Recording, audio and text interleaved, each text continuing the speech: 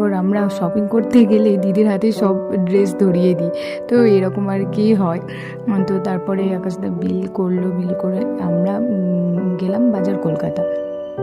ও হ্যাঁ, বাজার কলকাতায় ঢোকার আগে দিদি এখান থেকে নিল একটা ফেস ওয়াশ, আর আকাশদা আমাকে একটা লিপস্টিকও গিফট করেছে।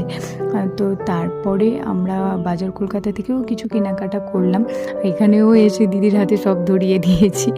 তো কেনাকাটা করে আমরা বেরিয়ে কেশর পাস্তার মিল্কশেক একটা নিয়ে নিলাম, খুব গরমও ছিল ওই জন্য ঠান্ডা ঠান্ডা একটা কেশর পাস্তা মিল্কশেক নিলাম, তো বেশ ভালো লাগলো। আর আমরা তিনজনেই যাই বেশিরভাগ সব জায়গায়।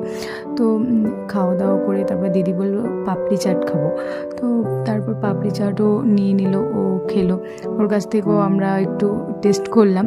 আজ ভিডিওটা এইটুকুই, তো তোমাদের যদি কিছু ভালো লেগে থাকে প্লিজ সাবস্ক্রাইব করে দিও আমার চ্যানেলটা।